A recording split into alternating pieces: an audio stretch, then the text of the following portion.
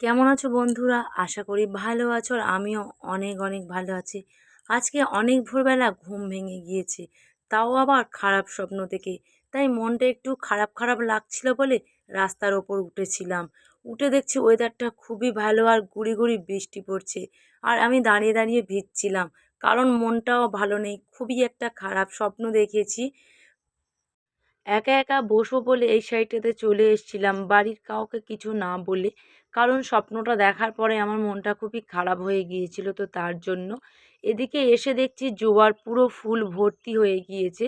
কারণ এতটা জোয়ার কোনো কোটাল ছাড়া আসে না, বাট আজকে কোনো হয়তো কোটাল আছে, তো তার জন্য জোয়ার এতটা ভর্তি হয়ে গিয়েছে। আর দেখতেও খুব সুন্দর লাগছে। আর আমার যখনই মন খারাপ হয় আমি নদীর পাড়ে এসে বসে থাকি। বাট এখানে আসলে আমার মনটা অনেকটাই ভালো হয়ে যায়। তো তার জন্য মন খারাপ হলে বা কিছু হলে আমি সঙ্গে সঙ্গে নদীর পাড়ে চলে আসি আর এসে একা একা বসে থাকি। তুমি যে মানুষকে বিশ্বাস করে তোমার মনের কথা বলবে, বাট সেই মানুষ পরক্ষণে তোমাকে বাঁশ দিতে ছাড়বে না। তো তার জন্য আমি কোনো দুঃখ হলে কষ্ট হলে আমি একা একা নদীর পাড়ে নদীর সামনে বলি, বাট নদীকে বলি। তো কাউকে আমি আর শেয়ার করি না আমার কোনো কথা।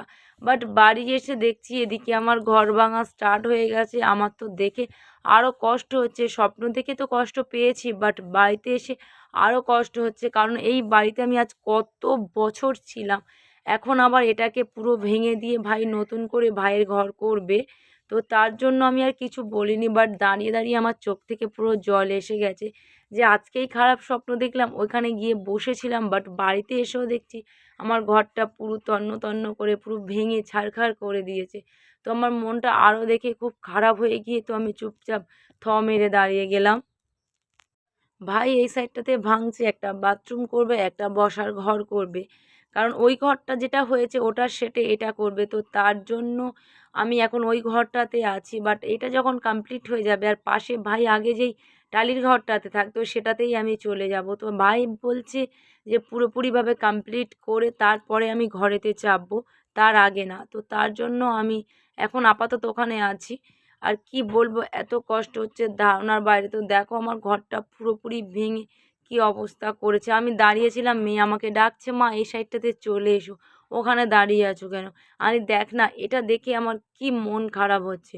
আমার মেয়ে তখন বলছে, মা আমারও মন খারাপ হচ্ছে, কারণ এই ঘরটাতে আমরা কত বছর ছিলাম। বাট তার জন্য তো একটু কষ্ট হবে। মাটির ঘরে অনেক শান্তি আছে, চাই না আমার পাকা ঘর, চাই না আমার রাজপ্রাসাদ।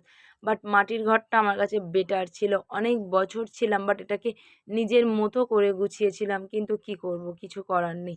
পরিস্থিতির চাপে সবটা মেনে নিতে হবে। আর মেয়েদের তো মেনে নিতে নিতে আর মানিয়ে নিতে নিতে পুরো জীবন শেষ।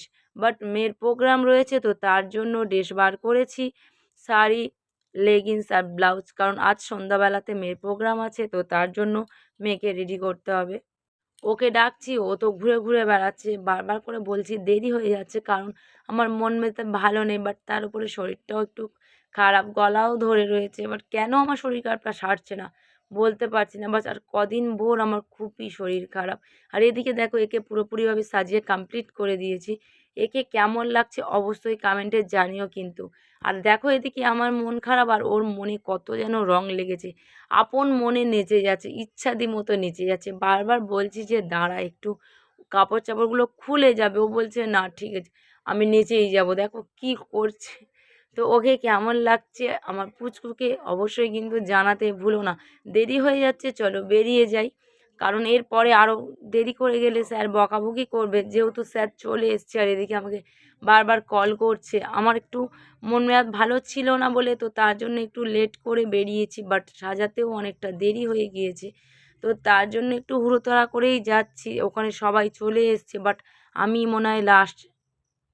আর এসে দেখছি এখানে প্রোগ্রাম শুরু হয়ে গেছে, বাট আমার অনেকটাই লেট হয়ে গেছে। এদের পরেই মেয়ের নাচ রয়েছে, তো তার জন্য স্যার বলল এত দেরি হলো কেন? আমি তখন বললাম, স্যার আমার একটু শরীরটা খারাপ, তার উপরে আমার বাড়ির পরিস্থিতিটা একটু খারাপ আছে। যেহেতু যেই ঘরটাতে আগে থাকতাম সেটা তো ভেঙে ফেলে দিয়েছে। আর নিচটাতে থাকি সবসময়, ভালো লাগে না, গা পা সব ব্যথা আর কি। নিচে শুয়ে শুয়ে গা হাত পা ব্যথা হয়ে গিয়েছে, মেডিসিন খেয়েও ঠিক হচ্ছে না। আর বাট একটা খারাপ স্বপ্ন দেখেছিলাম, তো তার জন্য মন মেজাজও ভালো ছিল না। আর একটু শুয়ে ঘুমিয়ে পড়েছিলাম, তো তার জন্য অনেকটাই দেরি হয়ে গিয়েছে। স্যার বলল, "আচ্ছা ঠিক আছে।" আপনি তবুও ঠিক টাইমটাতে এসছেন কেন? এর পরেই প্রোগ্রামটা ছিল। তো আমার মেয়ে নাচছে এখানে। আমার মেয়ের নাচ কেমন হয়েছে অবশ্যই কমেন্টে জানাতে ভুলো না কিন্তু। খারাপ হলেও জানাবে আর ভালো হলেও জানাবে। কারণ তোমরা যদি খারাপটা জানাও তাহলে আরও চেষ্টা করবে আরও ভালো কিছু করার। আমি আর বেশিক্ষণ বসবো না, কারণ মেয়ের প্রোগ্রামটা হলে মেয়েকে নিয়ে বাড়ি চলে আসবো। অনেকটাই লেট হয়ে গিয়েছে, বাট বাড়িতে এসে আমার রান্না করতে হবে। প্রোগ্রাম দেখলে হবে না, শরীর খারাপ বললে হবে, খেতে হবে।